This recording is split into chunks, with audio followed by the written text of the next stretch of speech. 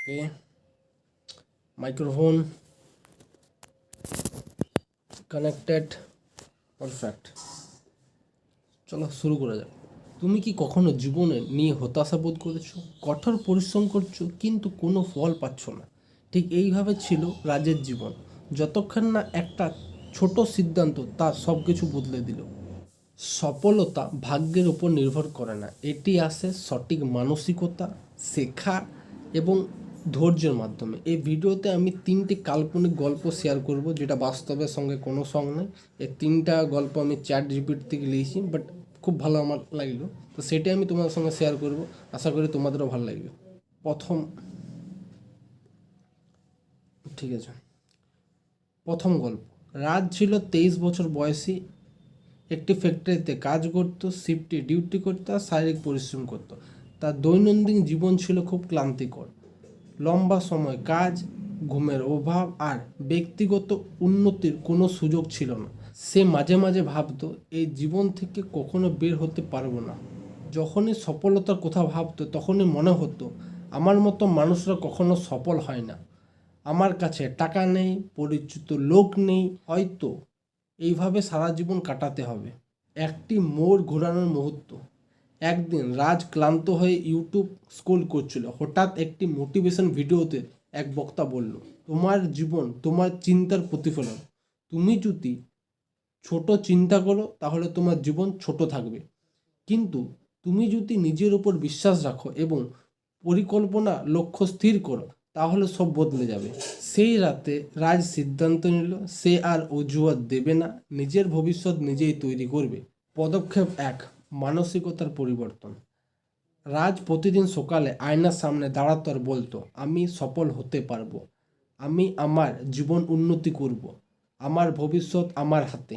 প্রথমে একটু অদ্ভুত লাগতো, কিন্তু ধীরে ধীরে সে নিজের মধ্যে আত্মবিশ্বাস অনুভব করতে শুরু করলো।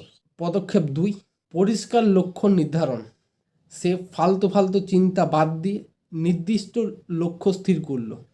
1 নম্বর, ইংরেজি শেখা, প্রতিদিন 20টি নতুন শব্দ শিখবে। 2 নম্বর, নতুন দক্ষতা অর্জন, ইউটিউবে ব্যবসা ও বিক্রির ভিডিও দেখা। 3, সাইড বিজনেস শুরু করা, 3 মাসে 5,000 টাকা জমিয়ে অনলাইনে ব্যবসার বিনিয়োগ করবে। পদক্ষেপ 3, কাজে নেমে পড়া। রাজ কাজের ফাঁকে পড়াশোনা করত, পডকাস্ট শুনতো এবং গুরুত্বপূর্ণ বিষয়গুলি লিখে রাখত। সে সোশ্যাল মিডিয়ায় সময় কমিয়ে দিয়ে শিক্ষাতে মনোযোগ দিল। প্রথম দিকে সেলস কম ছিল, কিন্তু সে হাল ছাড়েনি। ফলাফল, 6 মাস পর রাজের ইংরেজি উন্নত হলো, আত্মবিশ্বাস বেড়েছে আর তার ব্যবসার থেকে প্রথম 20,000 টাকা উপার্জন করেছে। এই গল্পটার থেকে কি শেখা গেল? 1 নম্বর, সফলতার জন্য সঠিক মানসিকতা দরকার। 2 নম্বর, পরিষ্কার লক্ষ্য থাকা জরুরি। আর 3 নম্বর, নিয়মিত ছোট ছোট পদক্ষেপ নিয়ে বড় ফল পাওয়া যায়। এখানে তোমার কাছে প্রশ্ন, তোমার লক্ষ্য কি? তুমি কি আজ থেকে বদলানোর সিদ্ধান্ত নেবে? 2 নম্বর গল্প। এই গল্পটা সত্যি খুব ইন্টারেস্টিং। সুমন ছিল 23 বছর বয়সী, একটি দোকানে সহকারী হিসাবে কাজ করত। কাজ ছিল দোকানে মাল আনলোডিং করা, পরিষ্কার করা আর ছোটোখাটো কাজ করা। কম আয়, ভবিষ্যৎ অনিশ্চিত। একদিন সে দেখলো ক্যাশিয়ার রাকেশ শুধু কম্পিউটারের জন্য তার চেয়ে 5,000 টাকা বেশি বেতন পাচ্ছে। তখন সুমন ভাবলো, আমিও কম্পিউটার শিখবো। একটা ছোট সিদ্ধান্ত যা জীবন বদলে দিল। সে টাকা না থাকায় বন্ধু সাইবার ক্যাফেতে কাজের পর শেখা শুরু করলো। 6 মাস পর দোকানের বস ক্যাশ ম্যানেজ করার লোক খুঁজছিল। সুমন বলল, আমি পারবো। ফলাফল, সে চাকরির পদোন্নতি পেল এবং 3,000 টাকা বেশি বেতন পেল। পরে ইউটিউবে ডিজিটাল মার্কেটিং শিখে নিজের অনলাইন বিজনেস শুরু করলো। এই গল্প থেকে শিক্ষা: 1, দক্ষতা বাড়লে আয় বাড়বে। 2, শিখতে চাইলে ফ্রি রিসোর্সে শেখা যায়।